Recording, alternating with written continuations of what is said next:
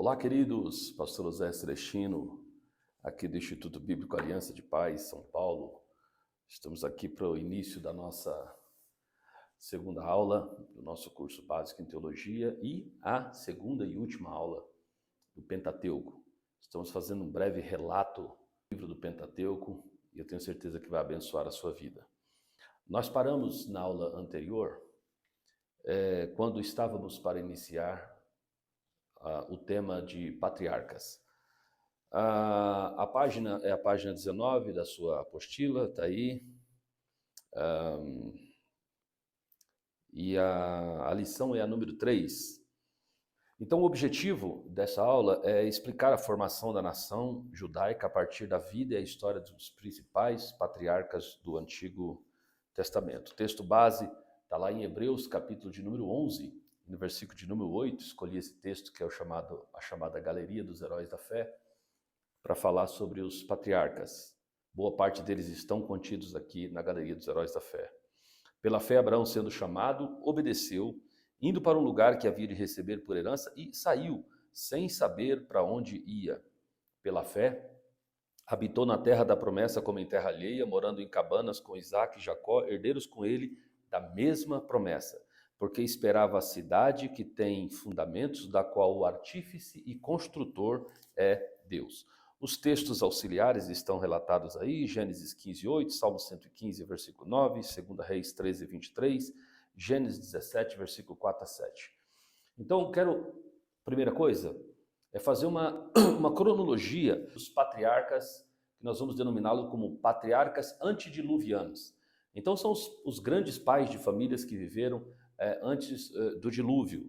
A idade ao morrer de cada um dos patriarcas do Gênesis são Adão, 930 anos, Sete, 912 anos, Enos, 905 anos, todos eles antediluvianos, Cainã, 910 anos, Malalel, 895 anos, Jared, 962 anos, Enoque, 365 anos, esse não morreu, foi levado por Deus, e Matusalém, 969 anos, foi o homem mais longevo da terra, o homem que mais viveu na terra. Lameque, 777 anos, e Noé, 950 anos, ok? Agora, os patriarcas pós-dilúvio. Então, nós chegamos em Abraão. Abraham, no hebraico, é o principal personagem do livro do Gênesis, porque é a partir dele que começa a formação da nação de Israel. Esse patriarca, ele é conhecido e é respeitado e é uma personalidade honorável das principais religiões da terra, as chamadas religiões abraâmicas, as principais vertentes do monoteísmo, o judaísmo, o cristianismo e o islamismo. Essas religiões todas tratam com reverência esse patriarca, o patriarca Abraão. Abraão recebe um chamado por Deus quando estava ainda na terra de Ur dos Caldeus. Abraão estava em Ur dos Caldeus, na região da Mesopotâmia, o Senhor vai lá chamá-lo, e então era uma região que posteriormente recebeu o nome, né, de Babilônia, e que depois, mais à frente, hoje ela é conhecida como Iraque, ok? É na região do Iraque. Caso Abraão vivesse hoje, por mais irônico que possa parecer, Abraão seria um iraquiano. A chamada de Deus para Abraão o fez deslocar aproximadamente 1.000 quilômetros de onde ele estava. Eu sei que não é uma distância tão grande no nosso tempo, quando falamos de aviões, de navios, de estradas, mas naquela época 1.000 quilômetros se tornava uma distância muito grande, muito grande. Ele está fazendo um deslocamento que durará meses, anos, porque no caso de Abraão durou anos, porque Abraão vinha com uma família grande, eram 318 servos, só os que puxavam a espada, fora as suas esposas, crianças, velhos, e toda a fazenda de Abraão, todo o gado de Abraão, todos eles estão fazendo essa viagem. No capítulo de número 12, Deus faz a Abraão uma série de 7 promessas. 7 promessas caso ele se decida a andar com Deus. Mas antes de que essas 7 promessas se cumpram, Deus fez 4 exigências para Abraão. A conta de Deus é sempre essa, ele exige menos para abençoar mais. Ele exige 4 coisas e oferece 7. E as 4 exigências que Deus pede para Abraão, elas deveriam ser cumpridas primeiro. Isso é interessante, né? Então, quando Deus nos dá nos dá uma promessa e contém nessa promessa, evidentemente, as exigências, então, após cumprirmos as exigências, é que as promessas virão. Então, Deus pediu 4 coisas: sai-te da tua terra, do meio da tua parentela, da casa de teu pai, vai para uma terra que eu te mostrarei. De todas as 4 exigências, a mais fácil foi a que Abraão não cumpriu, quando Deus disse: sai da sua parentela, e Abraão levou o seu sobrinho Ló consigo. Ele tinha responsabilidades familiares com Ló, e por isso ele resolveu levar o Ló com ele. Vocês conhecem a história, não deu muito certo. O Ló acabou sendo um problema. Abraão, no afã de ajudar Ló, acabou deixando à porta de Sodoma e Gomorra, cidade esta que foi posteriormente destruída por Deus, e por causa da intervenção de Abraão em oração, Deus livrou Ló e a sua família daquele fogo que veio do céu. Depois nós temos a figura do Isaac. Então Isaac é o patriarca cavador de poços. Há 7 textos na Bíblia onde relaciona Isaac com a escavação de poços. Foi um homem muito extraordinário, tem a sua imagem associada a Cristo, tem a sua imagem associada à igreja, né? E nós falaremos sobre essa exegese mais aprofundada desse patriarca na matéria de teologia sistemática. Depois vem o terceiro grande patriarca, que é o Jacó. Jacó, juntamente com o seu irmão Esaú, são filhos do Isaac, né? É a descendência de Abraão. O Jacó é o segundo filho, mas Deus já havia escolhido Jacó como o receptor da bênção de Deus desde o ventre da sua mãe. Então Deus sabia que ele nasceria em segundo. E a primogenitura não era importante nesse caso para o Senhor, porque ele abençoaria o Jacó, mesmo o Jacó sendo o segundo. A profecia, a sua mãe, quando estava grávida, foi: o maior servirá o menor. Da união entre Isaac e Rebeca, Deus traz Esaú e Jacó. Seus nomes foram dados por conta de fatos inusitados que aconteceram durante o parto. Vocês conhecem a história. O Jacó era liso, o Esaú era peludo, deu a ele o nome de Esaú por causa do seu pelo. E Jacó deu a ele o nome de Jacó porque Jacó em hebraico significa acalcanhador, aquele que segura no calcanhar. Daí derivou-se a expressão enganador, não é uma expressão bíblica, é apenas o entendimento de quem agarra no calcanhar do outro está querendo tomar o lugar do outro. Não obstante ter sido avisada pelo anjo do Senhor na gravidez, Rebeca é parceira da vida de Jacó nos seus enganos, na sua tentativa de enganar o seu irmão. Mas não deu muito certo. Ele toma a primogenitura do seu irmão, toma a bênção do seu irmão na hora que vai recebê-la das mãos de Isaac, seu pai, mas o que ele recebeu em troca disso foi uma sentença de morte. Jacó, então, obrigado a sair da sua terra, e agora, depois de Abraão e Isaac morarem naquela terra, Abraão tinha muito cuidado para que Isaac, seu filho, não voltasse, tanto que quando foi buscar a Rebeca, sua esposa, de fato foi buscá-la lá a 1000 quilômetros de casa, mas deixou bem claro que estava indo buscar uma mulher lá do meio da sua família, mas que se a mulher não quisesse vir, que o seu servo Eliezer garantisse, jurasse a ele que ele não permitiria que Isaac voltasse lá para Ur dos Caldeus, lá para a Babilônia, que posteriormente chamaria Babilônia. Mas agora o Jacó, que é o seu neto, faz essa viagem de volta. Essa viagem foi por orientação do próprio Isaac, disse: olha, veio uma esposa para mim, foi uma bênção, vai lá e traga uma esposa de lá também, não quero que você se una a mulheres aqui dessa região.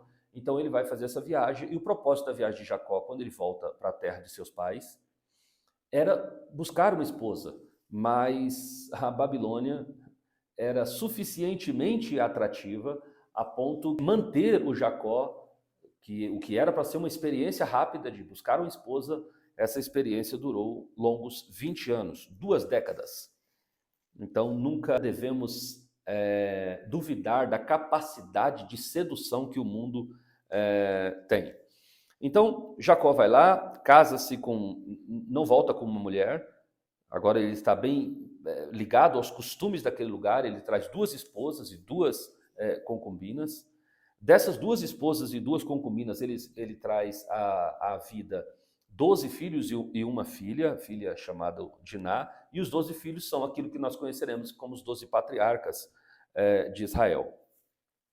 Na hora de trazer a bênção da primogenitura, ele chama o seu filho mais velho, que no caso é Rúben, só que Rúben, naquela situação familiar extremamente esquisita que vivia a casa de Jacó, o seu filho tinha possuído uma das suas mulheres, né? Uma das suas concubinas. O próprio filho subiu à cama de seu pai.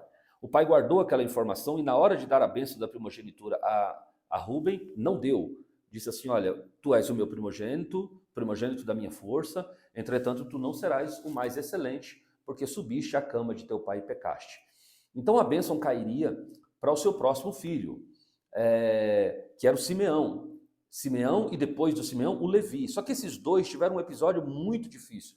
Quando Jacó está voltando para a terra de seu pai, eles conhecem um homem por nome de Hamor, da família de Siquém, e que acaba estuprando Diná.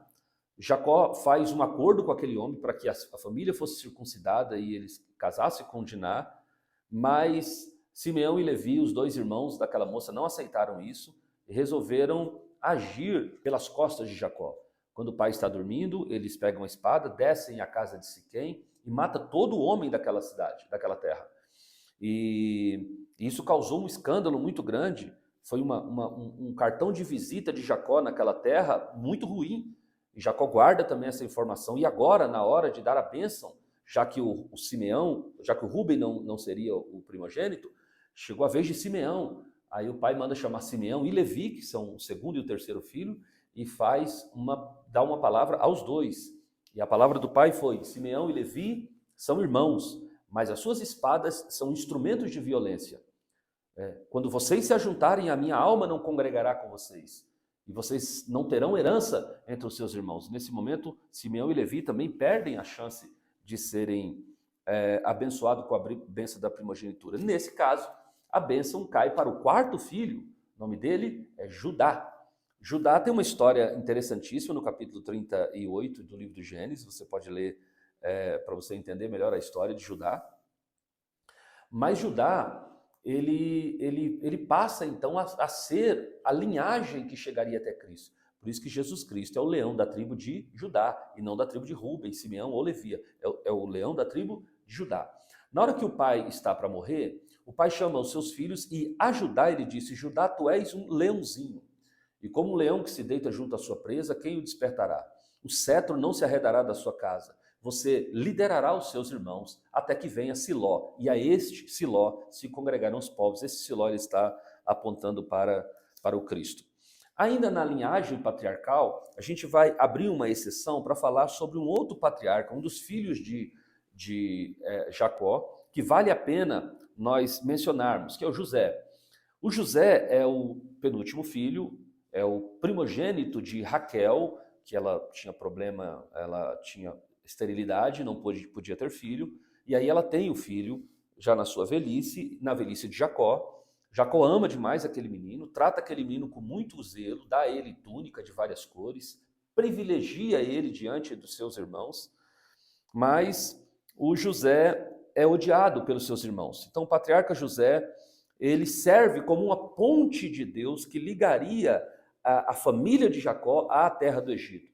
Lembre-se que lá atrás, se você ler o texto sagrado no começo da história de Abraão, você vai ver Deus aparecendo a Abraão e fazendo um pacto com Abraão. É o chamado pacto das metades. Então Deus passa pelo meio daquelas metades como uma bola de fogo e diz: olha, a tua descendência, Abraão, descerá para a terra do Egito, lá eles serão afligidos por 400 anos e depois eles sairão de lá levando grandes despojos. Em suma, o que Deus está querendo dizer é que Abraão não se preocupasse na promessa de que ele seria uma grande nação, porque a família de Abraão, a descendência de Abraão, desceria na terra do Egito como uma pequena semente, de fato foi. A gente já vai ver daqui a pouco a chegada dessa semente lá. E o Egito serviria como o útero de Deus, que geraria um filho ao Senhor. Israel chega no capítulo 1 do livro do Êxodo, e no capítulo de número 2 já é um filho grande, já passou todo o processo gestacional de Deus com o seu filho lá na terra do Egito. Então, o José serviu para ser esse vínculo entre a casa de Jacó e o Egito. Lógico, ele tem uma história, lógico que a história dele é extremamente poderosa, porque é uma história que envolve o ódio dos seus irmãos, o privilégio que o pai dá a ele, o engano que seus irmãos fazem ao seu pai. É uma história muito, muito interessante, a história de José, o José do Egito. José passa pela casa de Potifar, mentem sobre ele vai para a cadeia, e lá na cadeia ele tem um encontro com o homem que o colocaria cara a cara com o faraó. Então, lá na cadeia ele encontrou o copeiro e o padeiro. Ele interpretou os sonhos de ambos, um foi, dentro de 3 dias, foi levado à forca, e o copeiro voltou a servir o copo para Faraó no dia seguinte. Quando ele está saindo de lá, José pede para que ele se lembre de José, para que José pudesse ter a liberdade, porque ele foi acusado injustamente de ter tentado violentar a mulher de Potifar. O copeiro, evidentemente, feliz por ter sido ajudado espiritualmente por José, disse: olha, eu vou, não se preocupe, vou lembrar de ti. Mas a Bíblia diz que o copeiro esqueceu de José e não se lembrou dele. E é interessante esse episódio de José, porque isso nos ensina uma lição muito importante. Não foi o copeiro que esqueceu José, foi Deus que sabia que não era o tempo de ele se lembrar de José. Porque veja comigo, se o copeiro chega lá para o faraó e lembra-se de José, imediatamente o faraó iria trazer José à cena, ia trazer aquele homem de novo à liberdade, aquele homem iria voltar para a casa de seus pais e muito provavelmente iria encontrar os seus irmãos lá, e é possível que talvez tivesse uma tragédia se os irmãos dele o vissem voltando para casa. Então, haja vista que o pai tinha sido enganado pelos seus irmãos, de que uma fera havia aniquilado o José. Então, não era tempo ainda. Quando chegou o tempo certo, o faraó tem um sonho, vocês conhecem a história, e a partir desse sonho, das 7 espigas graúdas, das 7 espigas miúdas, das 7 vacas gordas, das 7 vacas magras, nenhum dos sábios de Faraó consegue interpretar o seu sonho.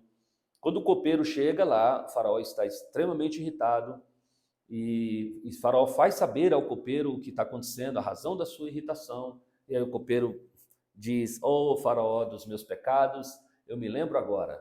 E aí contou a história daquele hebreu que esteve preso com ele, e nesse momento o faraó manda chamar o José. E é interessante que quando ele manda chamar José, e eu estou demorando-me um pouco na história de José, porque ele é o grande protagonista da segunda metade do livro de Gênesis, o copeiro faz a ele uma espécie de uma profecia, porque quando ele está saindo de lá, o copeiro disse: faz a barba. E eu fui estudar um pouco sobre isso, e fazer a barba era coisa de livre e não de servo, não de escravo, não de preso. Então, quando o copeiro manda o José fazer a barba, ele está profetizando que a partir daquele encontro que José teria com o faraó, muito provavelmente o José não voltaria de novo para a cadeia. Como de fato não aconteceu, o José virou o Zafenate Paneia, o salvador do mundo, o governador do Egito, recebeu o anel de faraó e recebeu, portanto, a honra de Deus sobre a sua vida. Ok? José protagoniza os últimos capítulos do Gênesis e traz uma saga famosa que inclui invejas, traições, mentiras, enganos. A intolerância entre os irmãos propiciou a Deus a oportunidade de usar José como uma ponte até o Egito, para que se cumprisse a palavra profética que Deus fez a Abraão: a tua descendência descerá para a terra do Egito, onde serão afligidos por 400 anos, depois sairão levando grandes despojos. Os sonhos de José e suas provas e crises até chegar ao governo do Egito realçaram o trabalho de Deus nesse patriarca. E Israel, enfim, vai com toda a família para a terra do Egito. Aí sim, como está na lição de número 4, chega a pequena semente de Abraão na terra do Egito. O capítulo 1 fala quantas pessoas foram. 70 almas foram para a terra do Egito, depois que José dá-se a conhecer aos seus irmãos. 70 almas, incluindo Jacó, vão para a terra do Egito. E lá, na terra do Egito, eles passam os próximos 400 anos. Interessante que no capítulo 1 tem essas 70 pessoas, mais José, sua esposa Efraim, Manassés e seus 2 filhos, 74 almas. Eles vão para a terra de Gósen, ou seja, o melhor da terra do Egito, e ali começa a saga de Israel. Essa saga durará 400 anos. Então, no capítulo de número 2 do livro do Êxodo, já se havia passado esse período. Israel é uma nação que cresceu dentro do útero do Egito, tornando-se uma poderosa nação, de aproximadamente 3 milhões de pessoas. Eram 600 mil homens de guerra, fora mulheres e crianças. Então, era uma grande nação, uma nação tão grande que os próximos faraós, inclusive aquele onde começa a narração do capítulo 2 do livro de Êxodo, está muito preocupado com o crescimento, com a ascensão daquele povo de Deus dentro da terra do Egito. E tão preocupado ele está que ele ordena que todos os machos da casa do Egito, da casa de Israel, deveriam ser mortos. Aí tem o episódio das parteiras, que não aceitaram isso, não quiseram matar os filhos dos hebreus, e foi crescendo até que Deus levanta um homem que seria o libertador deste povo de Deus, e esse homem é Moisés. Lição de número 4, Moisés e o Êxodo. O objetivo desta segunda parte da nossa aula é apresentar Moisés como o maior líder da nação judaica e a saída do povo de Deus da terra do Egito. A história de Moisés começa com uma história muito interessante. O texto sagrado diz: "E foi-se um homem da casa de Levi e casou-se com uma filha de Levi. E começou uma família." Isso é importante para mim por alguns fatores. Porque essa família que nós vamos começar a falar, a família de Moisés, é uma das famílias mais icônicas do Antigo Testamento. Porque veja, o início dessa família, o crescimento dessa família se dá numa época de muita perseguição aos judeus. Israel está vivendo oprimido fortemente pelos faraós de então, pela terra do Egito como um todo. Israel está trabalhando como escravo, sofrendo horrores na sua escravidão, e mesmo nesse tempo, que era o pior tempo para se constituir família, haja vista que se um casal desse à luz e fosse um filho homem, ele deveria ser morto. Então foi nesse pior tempo de se constituir uma família, que foi-se um homem da casa de Levi e casou-se com uma filha de Levi, e teve o Moisés, e os pais esconderam o menino. Um motivo tão lindo. A Bíblia diz que a criança era formosa, a criança era linda. Quando não puderam esconder mais, 3 meses depois, o choro da criança já era forte, eles ficaram com medo. Então a mãe faz uma arca de juncos, estrategicamente, sabia onde a filha de Faraó tomava banho, estrategicamente coloca no Nilo, e nos seus melhores sonhos ela acredita que a filha de Faraó pode ter pena daquele garoto e deixá-lo viver. Foi de fato o que aconteceu, só que mais ainda, a mãe do próprio Moisés cria aquele menino, e aquele menino vai depois tornar-se o filho da filha de Faraó.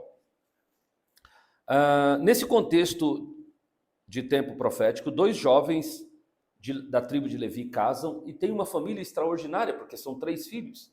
Então eles têm Miriam, que foi a profetisa de Israel, eles têm o Arão, que era o sacerdote. Deus amou tanto o trabalho sacerdotal de Arão, que Deus prometeu que todos os sacerdotes, ao longo de toda a história, só poderiam ser sacerdotes se saísse da casa de Arão. Veja que extraordinário foi aquele filho da nossa irmã Joquebede e do irmão Arão, que foi o pai de Moisés, e o terceiro filho, o Moisés. Então, mesmo num momento caótico para crescimento de família e para se construir e se constituir uma família, foi possível que aquele casal da tribo de Levi pudesse constituir a família mais icônica, mais extraordinária de todo o Antigo Testamento.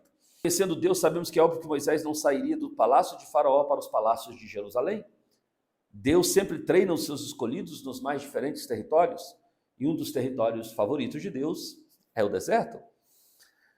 Moisés viveu 120 anos na sua vida, que foram divididos em 3 períodos de 40 anos. Então, os primeiros 40 anos, Moisés passa aprendendo no Egito, tudo que ele pode. Ele amealha todo tipo de conhecimento possível, afinal de contas, Moisés está sendo preparado, segundo Hebreus, capítulo de número 11, para ser alguém que sentará no trono do Egito. Moisés, então, está sendo preparado, então ele tem toda a formação necessária para que isso seja possível na sua vida. Então, os primeiros 40 anos ele passa aprendendo. Segundo período de 40 anos da vida de Moisés passa desaprendendo no deserto. E os últimos 40 anos, Moisés passa sendo usado por Deus. Esse modus operandi de Deus acontece na vida de todo vocacionado. Primeiro a gente aprende e acha que já está pronto. Depois Deus nos leva para o deserto e nos esvazia de nós mesmos. Porque Deus jamais vai encher um vaso se esse vaso estiver cheio dele mesmo. Então Moisés é esvaziado no deserto. Quando ele já não tem mais absolutamente nada, Deus aparece aos pés do Sinai e dá a ele uma ordem de liderar a nação de Israel, e essa liderança se daria nos próximos 40 anos. Então Moisés agora está esvaziado, por isso Deus o encherá. Precisamos entender que não era um lugar geográfico que era santo. Deus disse, tira as sandálias dos teus pés, porque o lugar em que você está pisando é terra santa. Não era um lugar geográfico que era santo. Era um lugar normal, como qualquer um outro. Não existe lugares santos. Existem lugares separados para encontros santos. E era isso que Deus estava promovendo para Moisés naquele momento, aos pés do monte. Então o que faz aquele lugar ser santo foi a presença do santo. Então Deus estava lá. E se Deus estava lá, aquele lugar passou a ser um lugar santo, não por causa do lugar, mas por causa da presença de Deus. Então o fato de Deus mandar Moisés descalçar as sandálias dos seus pés, significa que Deus não queria que absolutamente nada, nem mesmo uma simples sandália, fosse capazes de manter o homem longe da presença, do contato com Deus. Por isso que Deus mandou que ele tirasse as sandálias dos pés. Deus ordena então a circuncisão. Essa ordenança de Deus para Moisés era um sinal do concerto divino que ele tinha com Abraão. Então fazia parte do conceito abraâmico. Moisés é instruído por Deus então a promover uma coisa que nunca tinha tido até então, que era uma circuncisão nacional. Todos seriam circuncidados. E Moisés faz isso. 10 pragas caem sobre a terra do Egito. Porque, na verdade, essas 10 pragas eram os 10 juízos de Deus contra os 10 principais deuses do Egito. Deus estava desferindo um golpe fatal contra os deuses egípcios. E os deuses egípcios estavam representados nessas pragas. Praga do sangue, as águas se transformando em sangue, da rã, piolho, mosca, morte dos rebanhos, feridas, granizos, gafanhotos, trevas e, por último, a morte dos primogênitos, inclusive o primogênito de Faraó. Na lição de número 5, nós vamos entender que Deus está chamando Moisés e aquele povo para um relacionamento íntimo com Deus. Mas vejam, aquele povo não estava preparado para atender as orientações de Deus e servir, era só isso que Deus queria. Atender as orientações do divino, do eterno, e seguir as ordens de Deus e cumprir as ordens de Deus obedecendo-o. Aquele povo não estava preparado para isso. Então, depois de tantas manifestações de Deus, reclamações do povo, Deus resolve que não vai mais estar no meio daquele povo. O Senhor deu nuvem durante o dia, coluna de fogo durante a noite. Deus deu água quando eles tinham sede. Deus fez cair o maná sobre eles. O maná caía todo dia, à exceção do sábado, quando caía uma porção extra na sexta-feira para que eles pudessem comer.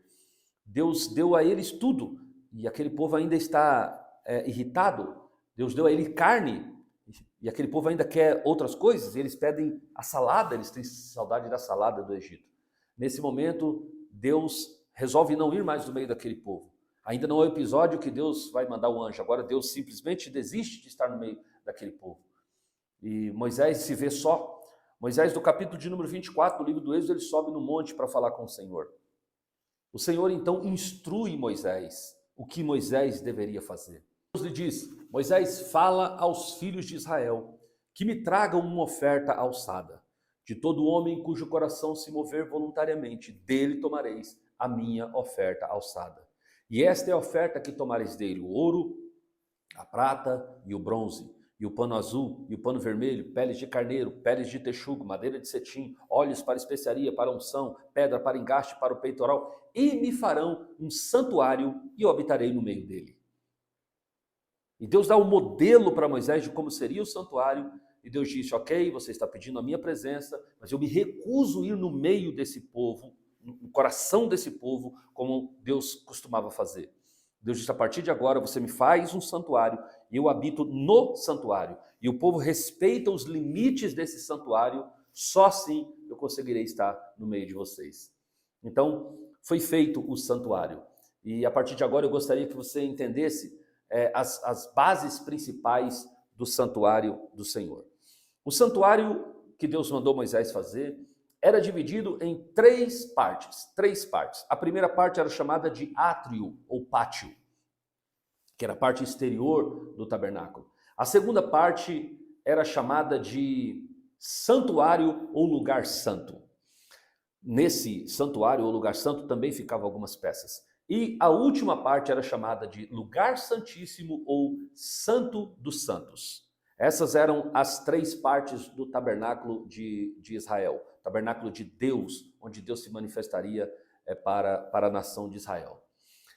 Nesse tabernáculo estavam dispostas 7 peças que seriam colocadas nessas 3 divisórias do tabernáculo de Deus. Então lá fora ficavam 2 peças, que eram a primeira, o altar do holocausto e a bacia de bronze, também chamado de pia ou de lavatório, dependendo da sua tradução.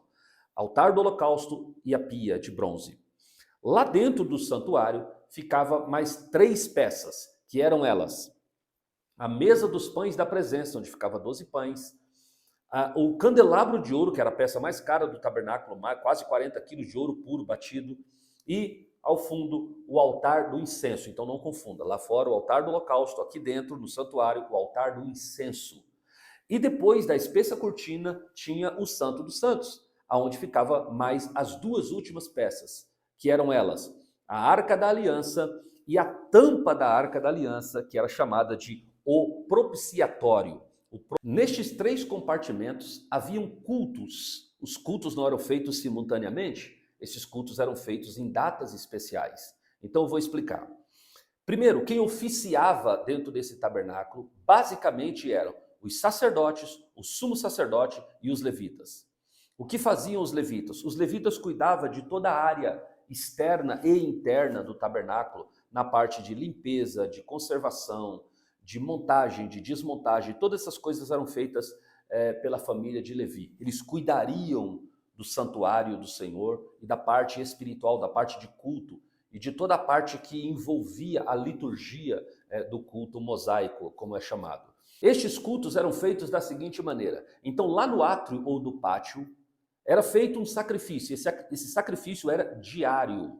O sacrifício do átrio era diário. Então, todos os dias, às 3 horas da tarde, um sacerdote ia e matava um cordeiro, sacrificava aquele cordeiro ali no altar do holocausto. Antes de sacrificar o cordeiro, o sacerdote ia na bacia de bronze, ele se lavava, ele purificava. Isso reflete o que fazemos na casa do Senhor quando chegamos hoje. Quando nós chegamos na casa do Senhor, a primeira coisa que devemos fazer é purificar a nossa vida antes de qualquer sacrifício.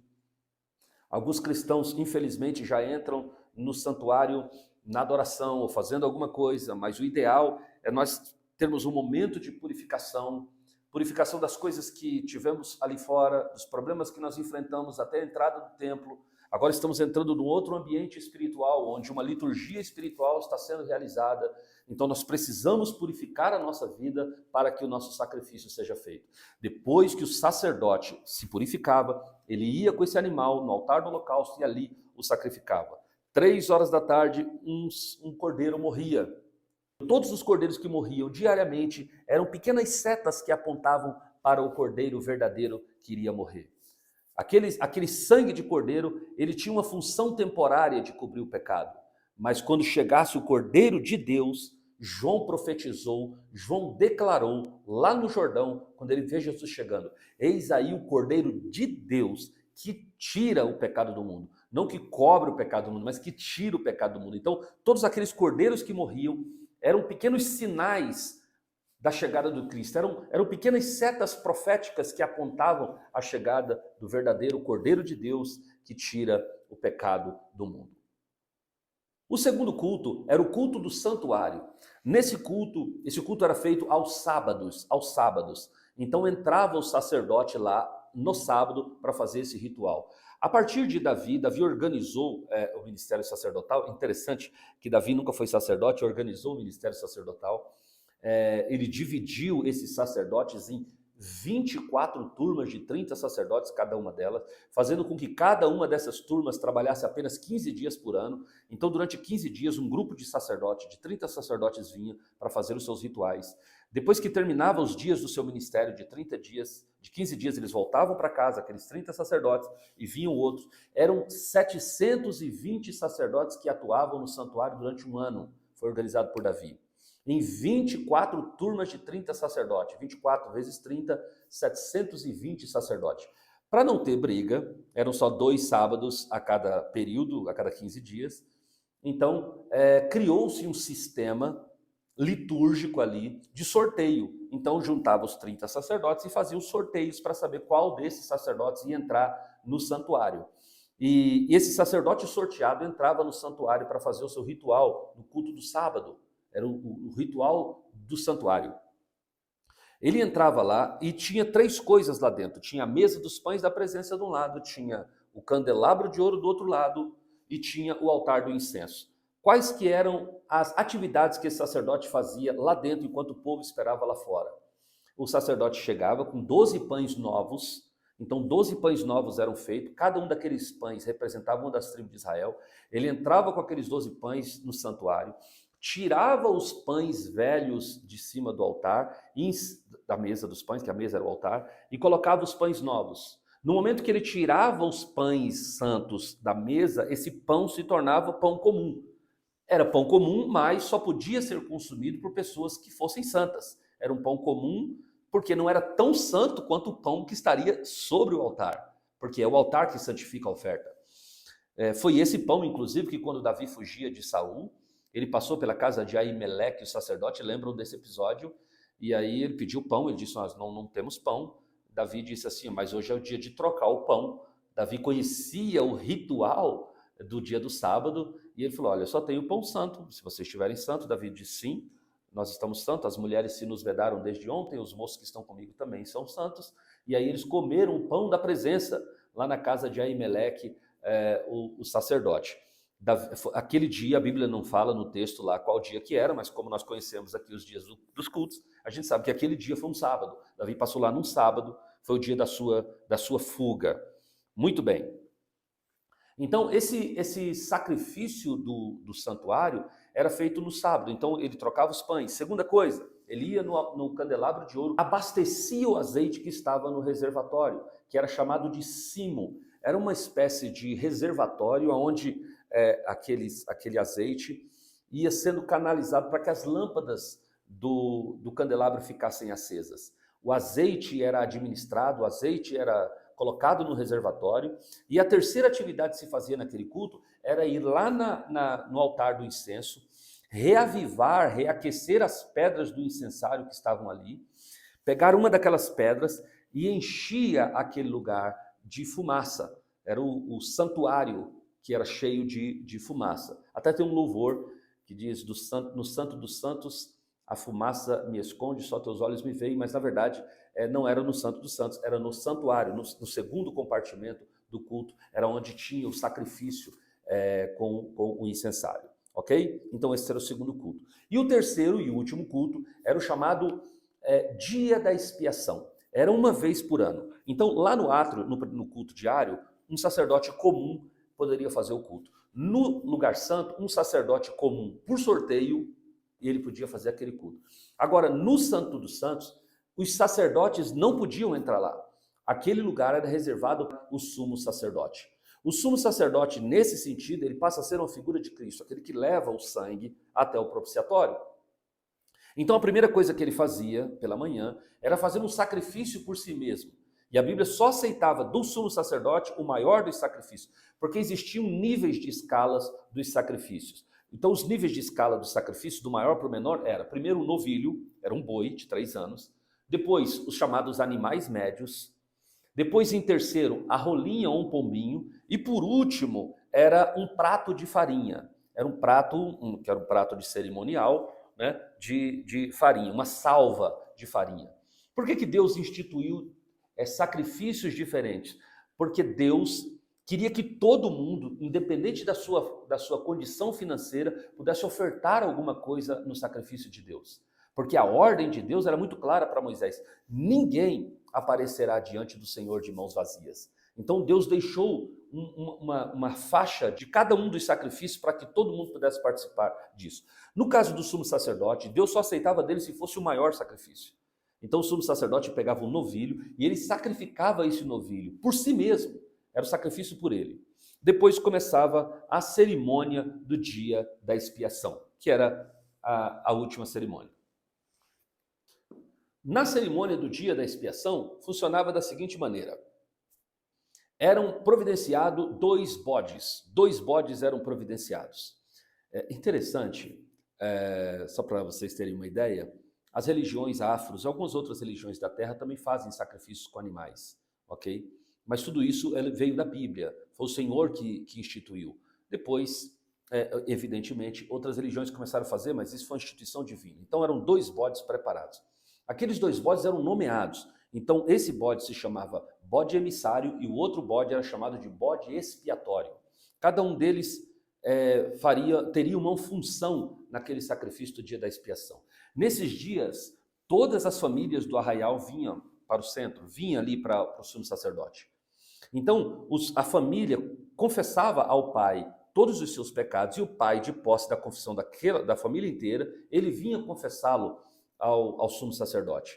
Então chegava cada pai de família e confessava os pecados da sua família toda. O sumo sacerdote ouvia aqueles pecados e confessava aqueles pecados colocando a mão na cabeça do bode, ou seja, era uma espécie de transferência. A confissão era feita ao sumo sacerdote e era transferida aquela confissão para aquele bode. E aqui a gente aprende um princípio espiritual extraordinário, que a gente vai aprender lá em Doutrina do Pecado mais profundamente, que sem confissão não existe perdão. Essa é uma verdade absolutamente clara. Sem confissão não existe perdão. Primeiro você confessa e deixa, então você alcança misericórdia. Então confessava sobre a cabeça daquele bode. Aquele bode emissário era um símbolo de Cristo, que mesmo não tendo pecado, se fez pecado por nós. Então o pobre do bode, que nada tinha a ver com o pecado daquelas pessoas, recebia a confissão de todas as famílias, um por um, ia passando, ia confessando o pecado, e o bode, o sumo sacerdote, transferia aquela confissão para aquele bode. E o bode depois, com toda a confissão do pecado das pessoas, era levado, pelas mãos de um levita, ele era levado para fora da cidade, que a Bíblia diz que Cristo padeceu fora da porta. O bode era levado para fora da porta. Quando chegava lá no deserto, ele amarrava aquele bode lá no deserto e voltava para dentro. Era tão sério aquilo, pessoal, que quando o levita estava voltando, o sumo sacerdote mandava-o parar, era colocado uma bacia com água, outras roupas, e ele tinha que tomar um banho, tinha que se lavar, trocar as roupas para depois entrar no arraial de novo. Porque ele trazia o cheiro do pecado, e isso poderia desagradar a Deus de alguma forma. Então, depois quando ele chegava, agora começa a segunda parte do ritual. O outro bode que sobrou aqui, enquanto o bode emissário foi para lá, antes de falar do bode expiatório, uma coisa interessante. Uma vez que o seu pecado foi confessado, ele é levado de você. A Bíblia diz que dos teus pecados eu não me lembrarei mais. Assim como está distante o Oriente do Ocidente, assim o Senhor lança de nós as nossas transgressões. E Ele nos diz, dos teus pecados eu não me lembro mais.